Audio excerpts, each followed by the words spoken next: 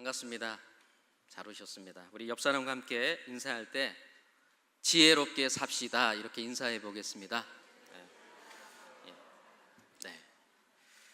우리가 인사한 대로 오늘 말씀 본문인 에베소서 5장 15절에서 21절까지 말씀을 중심으로 성도의 지혜로운 삶이라는 제목으로 함께 은혜를 나누도록 하겠습니다.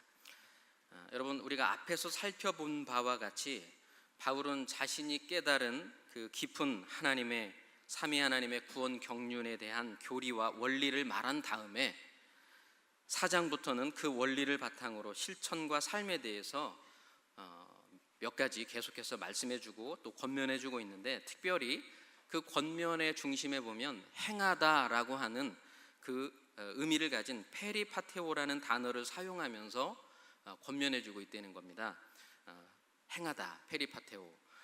그런데 4장 1절에도 보면 부르심에 합당하게 행하라, 또 4장 17절에도 더는 이방인들처럼 행하지 말라, 5장 2절에 사랑 가운데서 행하라, 5장 5절도 빛의 자녀들처럼 행하라, 그리고 오늘 본문 5장 15절에도 너희가 어떻게 행할지를 이 행하다라고 하는 이 페리파테오라는 단어를 사용하면서 권면해주고 있습니다. 이 페리파테오라는 단어가 행하다라는 의미와 함께 걷다, 또 살아가다라고 하는 의미도 가지고 있는데, 그래서 영어 성경 NIV는 이 단어를 라이브로 이렇게 번역을 해놓고 있고, NASV는 월크로 이렇게 단어를 사용하고 있는 것을 볼 수가 있습니다. 그래서 우리가 인생을 걸어간다 이렇게 말을 하잖아요. 그래서 오늘 이 행하다라고 하는 이 단어, 삶에 대해서 이야기하고 있는 것입니다. 오늘 본문에 바울은 이 삶에 대하여 두 가지로 또 권면해주고 있는 것을 볼 수가 있는데, 15절에서 17절까지 성도의 지혜로운 삶에 대해서, 그리고 18절에서 21절까지는 성도의 성령 충만한 삶에 대해서 이렇게 권면해주고 있는 것을 볼 수가 있습니다. 그래서 17절에 보면 지혜 있는 자 같이 하여, 또 18절은 오직 성령 충만함을 받으라. 지혜로운 삶과 성령 충만한 삶을 살라는 것이죠. 이 두 가지 권면 중에서 오늘은 지혜로운 삶에 대해서만 생각을 해보도록 하겠습니다. 그렇다면 성도의 지혜로운 삶은 어떤 삶인가? 우리가 어떤 삶이 지혜로운 삶인지를 잘 알 때 지혜롭게 살 수가 있겠죠. 그래야 시간 낭비도 없이 인생을 복되게 살 수가 있는 것이죠. 오늘 본문 15절 17절을 다시 한번 한 목소리로 읽어보겠습니다. 시작. 그런즉 너희가 어떻게 행할 것을 자세히 주의하여 지혜 없는 자 같이 말고 오직 지혜 있는 자 같이 하여 세월을 아끼라. 때가 악하니라. 그러므로 어리석은 자가 되지 말고 오직 주의 뜻이 무엇인가 이해하라. 이 15, 16, 17절 이 세 구절을 통하여 성도의 지혜로운 삶을 세 가지로 권면해주고 있는 것을 볼 수가 있습니다. 그러면 첫 번째 성도의 지혜로운 삶은 무엇인가? 그것은 나의 삶을 어떻게 행할지를 자세히 주의하고 살피는 삶이라는 것입니다. 나의 삶을 어떻게 행할지 자세히 주의하고 살피는 삶이다. 15절을 다시 보게 되면 그런즉 너희가 어떻게 행할 것을 자세히 주의하여 지혜 없는 자 같이 말고 오직 지혜 있는 자 같이 하여. 자세히 행할 것을, 내 삶에 대하여 어떻게 행할지를 자세히 주의하며 돌아보고 또 앞으로 살아가야 할지, 그러니까 지금까지 내가 살아온 것에 대한 것도 살펴보고 또 내가 앞으로 살아가야 할 삶의 방향까지도 돌아보고 주의하고 살피는 것, 이것이 바로 지혜로운 삶이라고 지금 오늘 본문은 말씀해 주고 있는 것입니다. 그래서 이 15절을 우리말 성경의 다른 번역본으로 성경을 버전을 살펴보게 되면, 쉬운 성경에는 이 15절을 그러므로 여러분은 자신의 생활을 늘 살피십시오, 그리고 새 번역도 그러므로 여러분은 어떻게 살아가야 할지를 살피십시오, 현대인의 성경도 그러므로 여러분은 어떻게 살아야 할 것인가를 조심스럽게 살피고, 공동번역 성경도 그러므로 여러분은 어떻게 처신해야 할지 깊이 생각해서. 그러니까 살아온 삶을 돌아보고 살필 뿐만 아니라 앞으로 살 살아가야 할 삶에 대해서도 주의하여 자세히 살피는 것, 이것이 바로 지혜로운 삶이다, 이렇게 말하고 있는 것입니다. 그러면 여러분, 어떻게 우리의 삶을 살필 수 있겠습니까? 어떤 기준을 가지고 살필 수 있겠습니까? 성경 말씀을 근거로 내 삶을 주의 깊게 자세히 살펴야 되는 것입니다.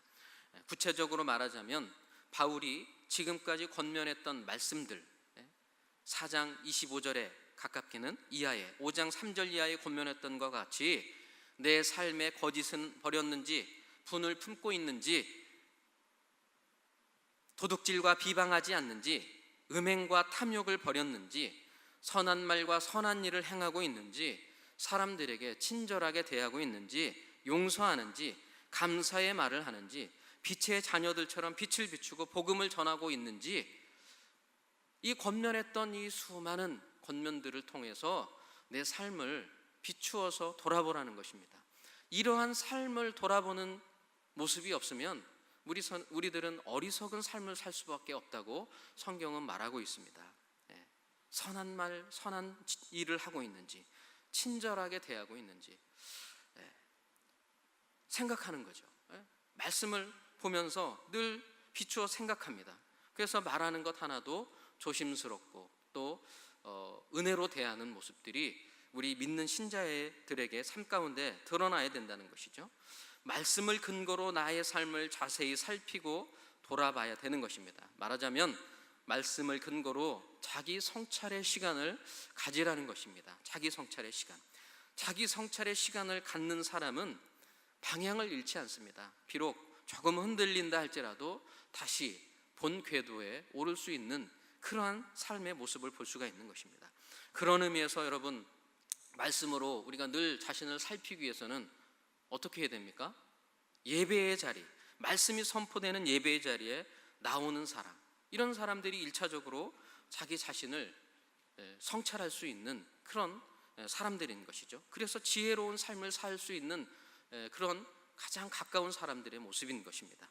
물론 주의해야 할 것이 있습니다. 내 생각, 내 주장을 합리화하고 강화시키기 위해서 말씀을 이용해서는 안 되는 것입니다. 내 생각을 강화시키고 주장하기 위해서 말씀을 동원하고 그러면 안 되는 것이죠. 하나님의 말씀이 제일 우선순위에 있어야 되는 것입니다. 그 누구의 말보다도 하나님의 말씀이 가장 우리의 판단과 내 행동의 결정의 근거가 되어야 된다는 것이죠. 이렇게 주의하지 않는 모습들이 있으면 안 되는 것입니다. 바울은 이것을 안타깝게도 종말의 때에 나타날 현상 가운데 하나라고 우리에게 말씀해주고 있습니다. 디모데후서 4장 2절에서 4절까지의 말씀을 보면 이런 말씀이 있습니다. 같이 읽어보겠습니다. 너는 말씀을 전파하라. 때를 얻든지 못 얻든지 항상 힘쓰라. 범사의 오래 참음과 가르침으로 경책하며 경계하며 권하라. 때가 이르리니 사람이 바른 교훈을 받지 아니하며 귀가 가려워서 자기의 사욕을 쫓을 스승을 많이 두고 또 그 길을 진리에서 돌이켜 허탄한 이야기를 쫓으리라. 특별히 그 3절에 보니까 귀가 가려워서 사람들이 바른 교훈을 받지 아니하고 자기의 귀가 가려워서 자기의 사욕을 쫓을 스승을 많이 둔다. 성경에 있는 그 진리의 말씀, 바른 교훈을 전해줘도 자신의 생각과 또 주장이 다르면 듣기 싫어한다는 것입니다. 왜 저런 말을 하나? 왜 죄인이라고 말하나? 자기에게 듣기 좋은 말만 해주는 그런 스승들을 많이 두기를 원하고 그런 사람들의 이야기를 쫓아간다는 거예요. 그런 이야기, 내 귀, 내가 가려운 부분, 내가 듣고 싶은 말, 그런 이야기들을 해달라고 요구한다는 거죠. 이게 종말의 때에 나타날 그런 현상 가운데 하나다. 바울은 디모데에게 마지막 유언과도 같은 그 디모데후서, 죽음을 앞두고 남긴 그 말씀입니다. 너는 말씀을 전파하라. 때를 얻든지 못 얻든지 항상 힘쓰라. 범사의 오래 참음과 가르침으로 경책하며 경계하며 권하라. 그게 진리의 말씀이라면 듣기 싫어해도 증거해라. 이렇게 말씀하는 것입니다. 여러분, 성도는 진리의 말씀을 따르는 사람들입니다. 시대의 산물이며 죄 많은 우리가 내 생각과 주장이 물론 성경 말씀과 충돌되는 일들이 왜 없겠습니까? 그러나 우리는 성경 말씀에 기꺼이 순종하는 사람이 바로 우리 성도라는 사실을 꼭 기억하실 수 있기를 바랍니다. 그러기 위해서 말씀으로 자신의 삶을 깊이 있게 돌아봐야 됩니다.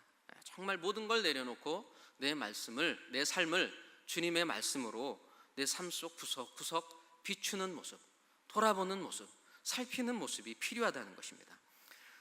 매일매일 새벽기도 나오는 것도 좋고, 또 주일날 이렇게 예배 시간에 나와서 말씀 듣고 또 기도하는 것도 참 우리 삶을 돌아보는 것일 수도 있습니다.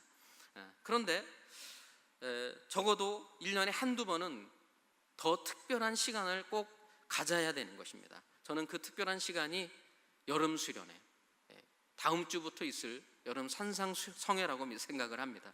여러분, 일주일 앞으로 다가왔는데 정말 준비하신 강사 목사님들의 그 귀한 말씀을 통해서 우리의 삶을 돌아보고 지금까지 걸어온 내 삶이 정말 바르게 걸어왔는지 돌아보고, 또 내가 앞으로 살아가야 할 그 삶의 방향까지도 점검하고 돌아봐서 정말 지혜로운 그 삶을 걸어가시는 우리 성도님들이 되시기를 주의 이름으로 축복합니다. 두 번째, 그러면 성도의 지혜로운 삶은 무엇인가? 바로 세월을 아끼는 삶이라는 것입니다. 본문 16절을 한번 보겠습니다. 본문 16절, 세월을 아끼라 때가 악하니라. 세월을 아끼라고 우리에게 말씀합니다. 세월, 이 세월은 날이라고 하는 건데, 그러니까 시간, 기회라는 의미고, 세월, 날이라는 것입니다. 이 시대를 말하는 거죠. 시대. 그런데 아끼라라고 하는 이 단어는 엑사고라조라고 하는 것인데, 대가를 지불하고 사온다, 구해오다, 속량하다라고 하는 의미인 것입니다. 속량하다. 이 엑사고라조라고 하는 이 단어가 갈라디아서에서는 죄와 사망으로부터 예수 그리스도의 희생의 대가를 지불하고 구원해낼 때 사용되었던 그 단어입니다. 이 단어가 바로 이 지금 시간을 구해오라고 하는 에베소서에서 동일하게 지금 사용하고 있다는 것입니다. 그러니까 시간을 구해내야 할 정도로, 내가 대가를 지불하고 사와야 할 정도로 시간은 우리에게 주어졌지만 그 시간은 내 시간이 아니라는 거예요. 내가 대가를 지불하고 사오기 전까지는 그 시간이 더 이상 내 것이 아니라는 것입니다. 다시 말하면 내 것이 아니기 때문에 시간을 내 것으로 만들어야 된다, 이렇게 말하고 있는 것입니다. 여러분, 사실 우리가 돌아보면 시간이 모든 사람에게 공평하게 주어진 것 같지만, 여러분, 어떤 사람은 시간을 잘 활용해서 정말 지혜롭게 살아가는 사람이 있는가 하면, 시간을 아끼지 않고 낭비하고 허비해버리고 무의미하게 사용하는 사람들, 오죽하면 킬링 타임이라고 하는 말도 있잖아요. 시간 죽이기, 시간 때우기라고 하는 말도 있습니다. 교회에서도 배움의 기회와 봉사할 기회가 있을 때, 시간을 들여서 참여할 때 어떡합니까? 그때 유익이 있고 열매가 있으며 그 시간이 비로소 내 것이 되는 거예요. 내 것이. 그 기회를 잡지 않으면, 사오지 않으면, 시간을 들이고 대가를 지불하지 않으면 다른 사람에게로 넘어가게 되는 것입니다. 시간을 들여 열심히 공부하는 학생이 좋은 성적을 거둘 수 있고, 시간을 더 많이 들이는 사업가가 더 많은 수익을 낼 수 있는 것이죠.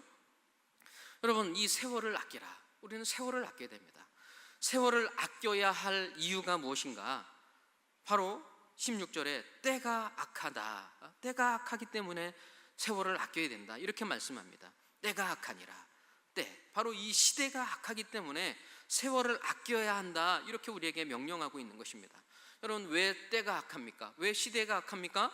공중 권세 잡은 이 악한 사단이 시대마다 유행하는 이 가치관, 또 사상, 이념, 철학들로 우리를 속이고 영향을 미치고 있기 때문에 이 시대가 악한 것이죠. 악한 것입니다. 헛된 말로 우리를 속이는 것입니다. 그럴싸한 포장지로 꾸며가지고 이것을 사람들에게 공급하는 것이죠. 에베소서 5장 6절에 기록하고 있듯이 헛된 말로 우리를 끊임없이 속인다는 것입니다. 누구든지 헛된 말로 너희를 속이지 못하게 하라, 이를 인하여 하나님의 진노가 불순종의 아들들에게 임하나니. 하나님의 이 불순종 아들들이, 이 악한 영들이죠. 악한 영들이 누구든지, 그러니까 이 세상에 살아가는 모든 사람들을 대상으로 헛된 말로 속인다는 거예요. 속인다는 거. 우리를 속인다.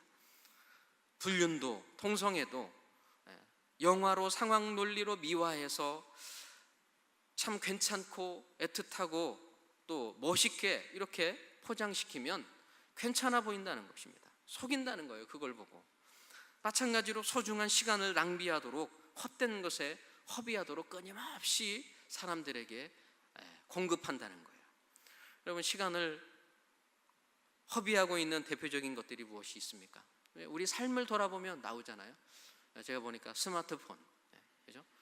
게임, 아이들, 이런 것들이 있습니다. 가족과 대화하는 것이 중요하다는 것이, 가족과 대화하는 시간이 중요하다는 것을 모르는 사람이 없지만 스마트폰 하는 그 시간이 훨씬 많습니다. 그죠? 훨씬 많아요. 우리 아이들만 봐도 밥 먹고 숙제하고 나면, 틈만 나면 이제 엄마 아빠 핸드폰으로 뭘 하려고 하면, 조용하면 무슨 일이 있는 거예요. 그러니까 집이 점점 조용해집니다. 점점 조용해져요. 그러니까 다행스럽게도 철없는 막내가 있어서 춤도 추고 노래도 하고 요란하긴 하지만 점점 시간이 갈수록 각자의 시간들을 갖는데, 유익하게 가족과 함께 보내는 시간보다, 저희 가정만이 그런 것이 아니라 대부분 보면, 이야기를 들어보면 다 그렇습니다. 다 성경 말씀을 주야로 묵상하는 것이 아니라 핸드폰을 주야로 묵상하는 일들이 비일비재한 것이죠. 이게 사실 아이들만의 문제는 아닙니다. 어른들도 그렇죠. 우리가 가족과 보내는 시간보다 핸드폰 하는 시간들이 더 많다는 거죠. 세월을 낭비하거나 허비하는 것, 있을 수 없는 일이라 이렇게 성경은 우리에게 말씀하고 있는 것입니다. 어쩌면 범죄한다, 낭비하는 삶을 산다면 범죄하는 것과 같다, 이렇게 우리에게 지금 말씀해주고 있는 것입니다. 여러분, 성경은 시간을 속량해야 할 정도로 중요하기 때문에 대가를 지불하고 사오라, 그래야 그 시간이 내 것이 된다, 이렇게 말씀하고 있습니다. 그럼 시간을 사오지 않으면 빼앗기는 것입니다. 빼앗기는 것, 빼앗깁니다. 여러분, 시간을 빼앗아 가는데 억울하지 않습니까? 누군가 내 지갑과 통장에서 돈을 빼간다면 가만히 있을 사람 아무도 없겠죠. CCTV나 블랙박스 다 동원해서 끝까지 추적할 것입니다. 그런데 우리의 참으로 소중한 이 시간을 빼가는 것에 대해서는 무감각하고 누구도 화를 내는 사람이 없습니다. 세상이 우리의 시간을 허비하게 만드는데도 시간을 죽이고 허무하게 보내버리는 일들이 우리의 삶을 돌아보면 너무나 많다는 것입니다. 여러분, 지금 내가 생각하고 추구하는 것들이 무엇입니까? 나를 이끌어가는 것이 무엇입니까? 혹시 그것이 시간을 낭비하고 허비하게 하고 있는 것은 아닌지 우리의 삶을 살펴보실 수 있기를 바랍니다. 그래서 어떤 주석가는 이렇게 말했습니다. 만일 누군가가 당신의 돈이나 집을 빼앗아간다면 당신은 싫어하겠지만 그래도 돈은 다시 벌 수 있다. 만일 누군가 당신의 직업이나 집을 빼앗아간다면 아주 곤란해지겠지만 그래도 다른 직업이나 집을 구할 수는 있다.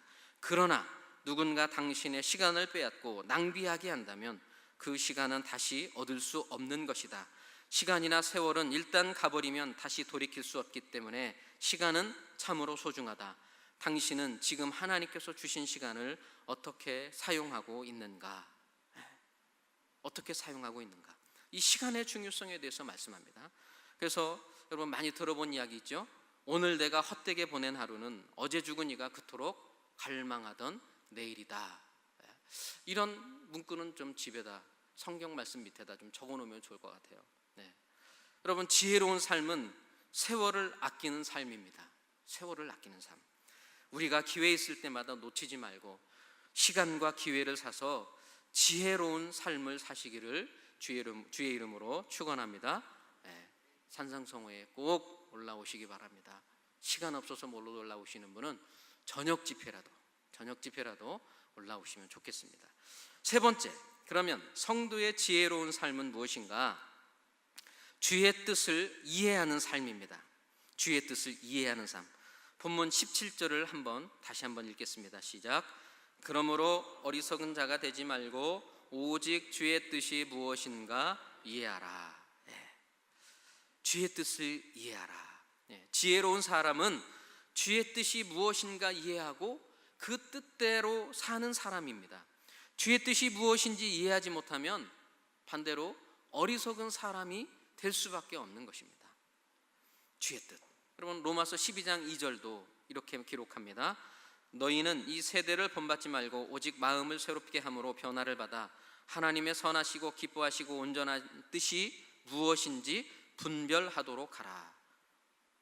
하나님의 선하시고 기뻐하시고 온전하신 뜻이 무엇인지 분별하도록 하라. 분별하라는 것입니다. 이 악한 세상을 지혜롭게 살기 위해서는 하나님의 선하시고 기뻐하시고 온전하신 뜻이 무엇인지 성도는 분별해야 된다. 분별해야 된다.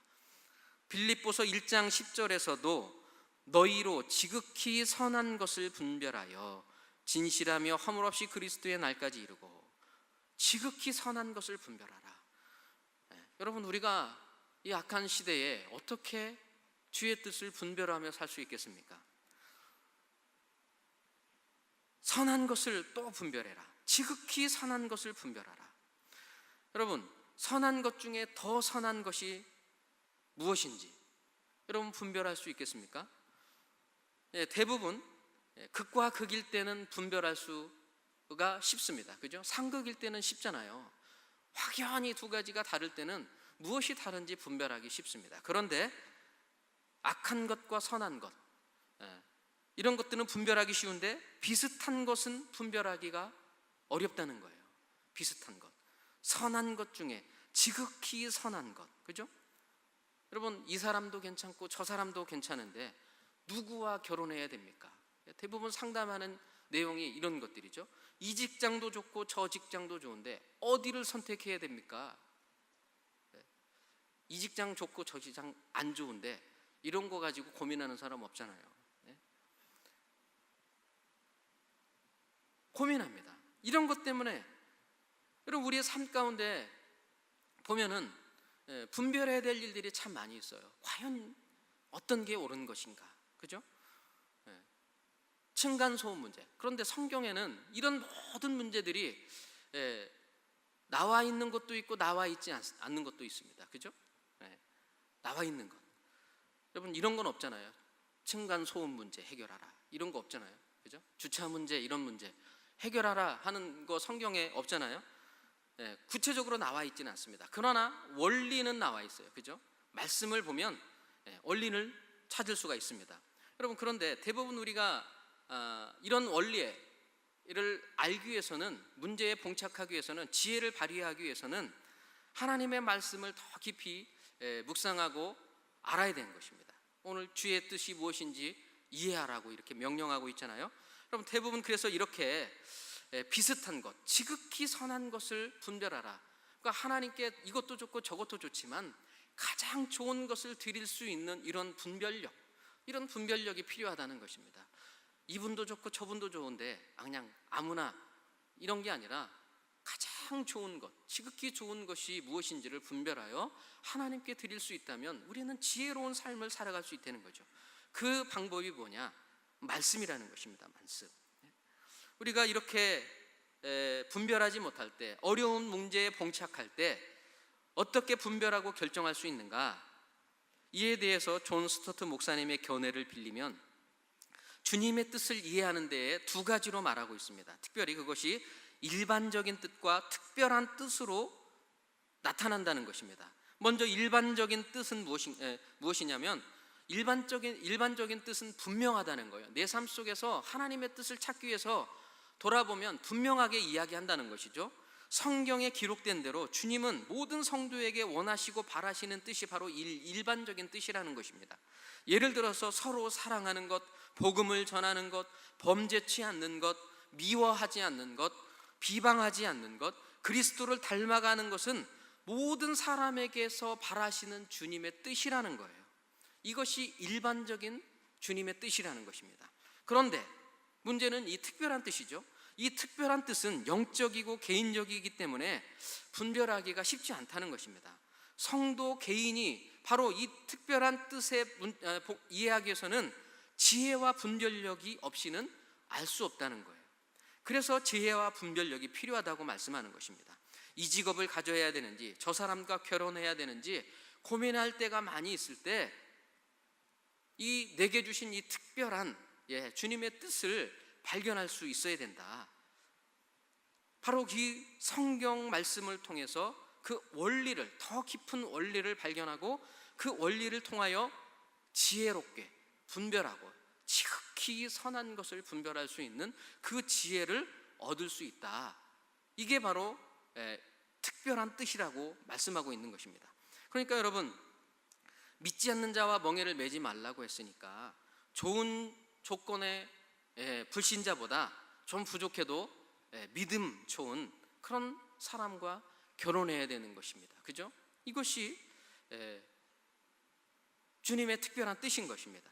상대방이 나를 어느 정도 사랑해 줄 건지, 결혼하면 얼만큼 도움이 되는지 이런저런 조건을 가지고 상대방을 재는 것이 아니라 내가 사랑하는 사람이기 때문에 평생 자발적 섬김과 순종으로 결혼하고 믿음의 가정으로 세워가는 것입니다. 그래서 오늘 본문 21절에도 피차 복종하라, 그리스도를 경외함으로 피차 복종하는 것, 복종하는 것, 자발적 복종을 말하는 겁니다. 자발적 복종. 세상은, 원리는 다 나의 유익을 가지고 모든 걸 다 재잖아요. 그런데 하나님 나라, 교회는 그게 아니라는 거예요. 교회의 가장 작은 기초 단위가 가정이잖아요. 가정. 믿음의 배우, 돕는 배필로 묶어주신 그 믿음의 배우자들을 조건으로 저 사람이 내게 얼마나 도움이 되는지, 저 사람이 나에게 어떤 유익이 되는지를 재일 것이 아니라 내가 저 사람을 사랑하고 저 사람이 나를 사랑한다면 자발적 섬김과 순종으로 일평생 섬김의 자세로 나아간, 피차 그리스도 안에서 경외함으로 피차 복종하는 자세, 자발적 섬김과 순종으로 섬기는 자세로 가정을 세워나갈 때 그것이 바로 하나님의 교회요 가정이라는 것입니다. 가정. 하나님의 뜻이죠. 그러니까 이 전제가 다르니까 헷갈리는 거예요. 헷갈리는 거. 어떤 사람이 나에게 믿음의 배우자인지, 여러분, 결혼을 나의 행복을 위해 저 사람을 희생시켜야 한다라고 생각하면 오산입니다. 오산입니다. 내가 돕는 배필이 되겠다는 생각보다는 저 사람이 내게 돕는 자가 되어줬으면 좋겠다, 이런 생각으로 한다면 잘못된다는 것입니다. 자기 중심적인 사랑, 자기 중심적인 행복은 절대로 만족할 수 없다는 것을 살면 살수록 너무나도 깊이 잘 깨달을 수 있는 것이죠. 여러분, 직장도 동일한 원리입니다. 나의 신앙과 믿음의 선한 양심에 어긋나지 않는 직장을 선택하는 것입니다. 그렇기 때문에 주의 뜻이 무엇인지 이해할 수 있는 방법은 계시로 주신 말씀을 통해서만 이해할 수 있다는 사실을 꼭 기억하실 수 있기를 바랍니다. 여러분, 앞에서 살펴봤듯이 에베소서 3장 2절에서 4절까지도 보면 말씀을 듣고 읽을 때 주의 뜻을 이해할 수 있다, 이렇게 말씀합니다. 여러분, 2절을 보게 되면 3장 2절과 4절, 너희를 위하여 내게 주신 하나님의 그 은혜의 경륜을 너희가 무엇했을 터이라? 들었을 터이라. 들었다는 거예요. 바울이 깨달았던 그 삼위 하나님의 구속의 그 은혜의 깊은 경륜을 깨닫고 견딜 수 없어서 복음을 1차, 2차, 3차 전도여행 때 증거하고 다녔을 때 에베소 교회 성도들이 그것을 들었잖아요. 그러니까 누군가 들려줬으니까 그들이 듣게 된 거예요. 그래서 알게 된 거죠. 그래서 에베소서 다시 3장 2절 4절을 보면 곧 계시로 내게 비밀을 알게 하신 것은 내가 이미 대강 기록함과 같으니, 기록했다는 거예요. 지금 에베소서를 기록했잖아요. 이것을 읽으면 그리스도의 비밀을 내가 깨달은 것을 너희도 알 수 있으리라. 읽으면 뭐 한다고요? 알게 된다는 거예요. 하나님의 구속의 사역, 하나님의 뜻이 무엇이었는지 창세로부터 감추어졌던 그 구속의 비밀을 알게 된다는 거예요. 알게 된다. 하나님의 뜻을 알게 된다. 바울이 깨닫고 깨달은 것을 기록했던 것, 그것을 읽게 되면 알게 된다. 그러니까 여러분, 주의 뜻을 이해하는데 기본적으로 말씀을 읽을 때 가능한 것입니다. 말씀을 읽을 때. 여러분 늘 말씀을 가까이 하실 수 있기를 바랍니다. 그런데 여러분, 성경을 읽는 것만으로 사실 우리가 다 이해할 수 없잖아요, 그죠? 이해되지 않기 때문에 요즘 시대에는 얼마나 잘 되어 있는지 몰라요. 아까 제가도 여러 가지 성경 버전을 읽어드렸지만 성경 버전이 참 많아요. 참 많습니다. 새번역도 좋고, 우리 지난주 우리 평민 목사님께서 신앙고백서 세미나를 했는데 정말 유익한 시간이었는데, 이 현대인의 성경, 공동번역 성경, 이것도 너무 잘 되어 있습니다. 정말 잘 되어 있습니다.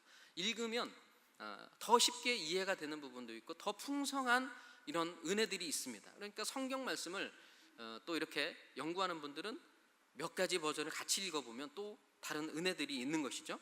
여러분, 성경을 읽는 것만으로 이해가 좀 부족하다면 다양하게 읽기도 하고, 그것으로도 부족하다면 그래서 배우라고 말씀하는 것입니다. 배워라, 배워. 에베소서 4장 17절 20절에 보면 배움에 대해서 말씀하죠. 4장 17절 20절. 그러므로 내가 이것을 말하며 주 안에서 증거하노니 이제부터 이방인이 그 마음에 허망한 것으로 행함같이 너희는 행하지 말라.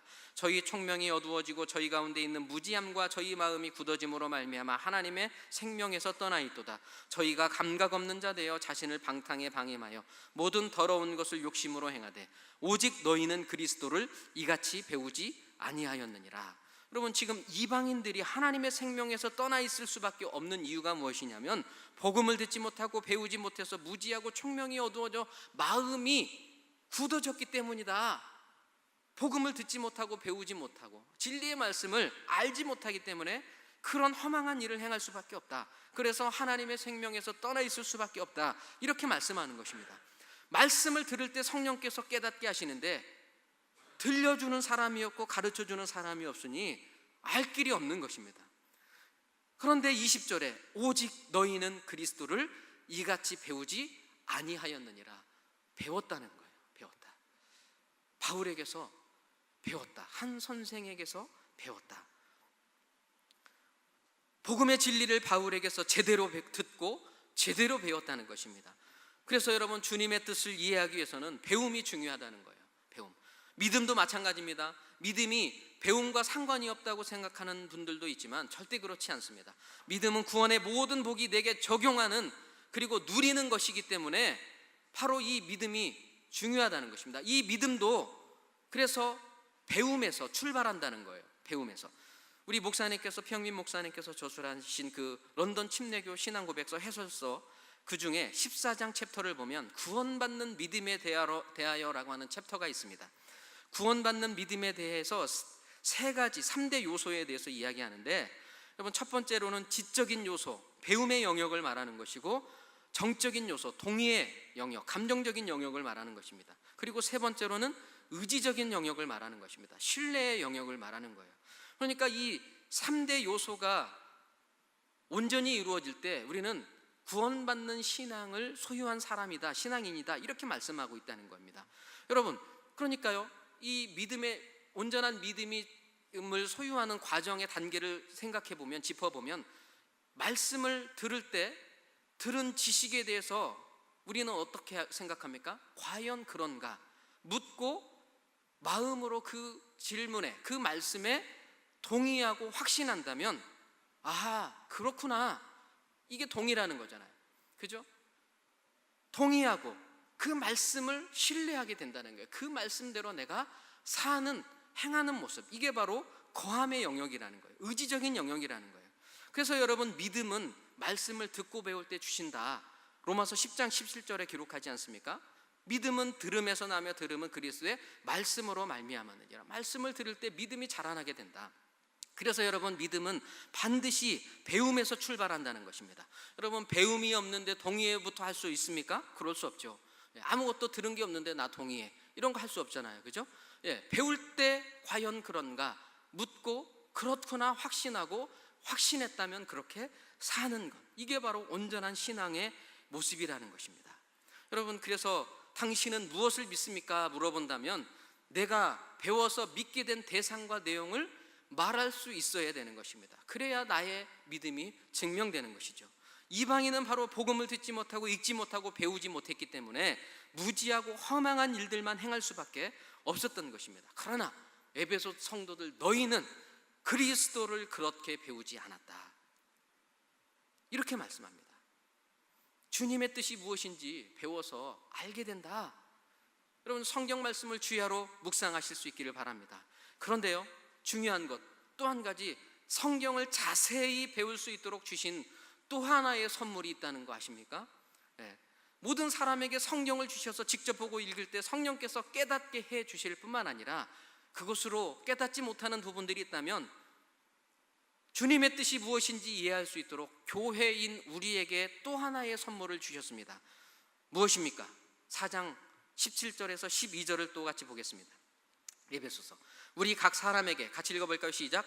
우리 각 사람에게 그리스도의 선물의 분량대로 은혜를 주셨나니 그러므로 이르기를 그가 위로 올라가실 때에 사로잡힌 자를 사로잡고 사람들에게 선물을 주셨다 하였도다. 올라가셨다 하였은즉 땅 아래 곳으로 내리셨던 것이 아니면 무엇이냐? 내리셨던 그가 곧 모든 하늘 위에 오르신 자니 이는 만물을 충만케 하려 하심이니라. 그가 혹은 사도로 혹은 선지자로 혹은 복음 전하는 자로 혹은 목사와 교사로 주셨으니 이는 성도를 온전케 하며 봉사의 일을 하게 하며 그리스도의 몸을 세우려 하심이라. 여러분, 읽었는데 선물이 무엇입니까?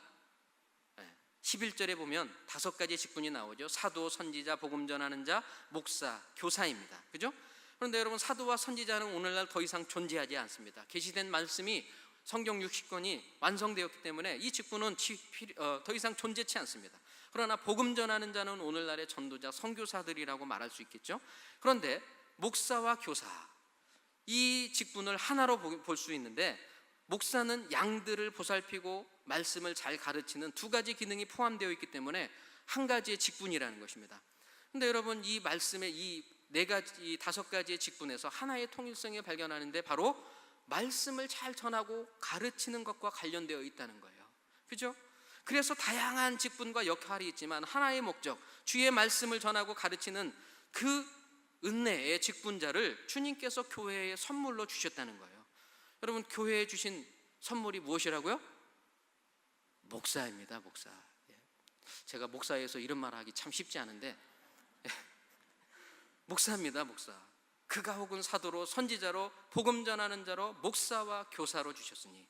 왜 주셨다고요? 12절. 이는 성도를 온전케 하며 봉사의 일을 하게 하며 그리스도의 몸을 세우려 하심이라. 여러분, 선물로 주신 게 이 목사의 직분이라는 겁니다. 목사는 말씀을 잘 가르칠 수 있어야 하고 성도는 목사에게 말씀을 잘 배워서 주님의 뜻을 이해할 수 있어야 된다는 겁니다. 그래야 성도가 온전케 되고 봉사하며 그리스도의 몸인 교회가 잘 자라가고 세워져 갈 수 있다는 것이죠. 그렇기 때문에 여러분, 우리 교회에 주신 큰 선물, 원로 목사님, 그리고 우리 평민 목사님, 선물입니다. 선물 가운데서도 큰 선물입니다. 여러분, 주님이 주신 선물이기 때문에 우리는 귀하게 대해야 될 줄로 믿습니다. 여러분, 말씀에도 가르침을 받는 자는, 말씀을 가르치는 자는 모든 좋은 것을 함께하라, 이렇게 말씀하고 있잖아요. 갈라디아서 6장 6절에. 그러니까 여러분, 말씀을 듣지 않고 읽지 않고 배우지 않으면 우리는 주님의 뜻에 무지할 수밖에 없습니다. 말씀이 선포되는데도 눈을 감고 귀를 닫고 마음을 닫으면 주의 뜻을 도무지 알 수 없게 되는 것입니다. 이방인처럼 행할 수밖에 없는 것입니다. 그래서 여러분, 우리는 정말 주의 뜻이 지금 이루어지고 있는데도 모르면 불편해할 수밖에 없어요. 불편할 수밖에. 요셉이 그랬잖아요. 애굽에서 가장 지혜롭다고 하는 그 요셉이 아버지가 자기 요셉의 2아들을 어긋맞춰서 축복할 때 어떻게 합니까? 요셉이 그것을 보고 불편해했어요. 아버지 그림하소서 기뻐 아니했다, 그렇게 말씀합니다. 그런데 그것을 들은 야곱은 요셉에게 뭐라고 얘기하느냐면, 아들아 나도 한다, 내 아들아. 창세기 48장 19절에 그렇게 말씀합니다. 나도 한다, 요셉아, 나도 한다. 이 말은 나도 알지만 어쩔 수 없다, 이렇게 이야기하는 거예요. 야곱이 확신을 가지고 행한 일이라는 것입니다. 하나님의 뜻이 지금 이루어지고 있는 것을 보면서 주의 뜻을 알지 못하면 불편해할 수밖에 없다는 거죠. 여러분, 하나님의 뜻을 잘 알기 위해서는 주의 말씀을 가까이 하고 읽고 듣고 또 배워야 될 줄로 믿습니다. 여러분, 오늘 하나님의 사람은 지혜로운 사람입니다. 그 지혜로운 삶을 사는 가장 큰 비결 3가지. 무엇입니까? 내 삶을 말씀으로 자세히 살피고, 또 시간을 아끼고, 또 주의 뜻이 무엇인지 늘 이해하고 지극히 선한 것이 무엇인지를 돌아보고 주님 앞에 올려드릴 때, 이것이 바로 믿음의 성도인 우리가 이 악한 시대에 지혜롭게 사는 것입니다. 여러분, 이 3가지를 잘하여 지혜로운 삶을 사시기를 주의 이름으로 축원합니다.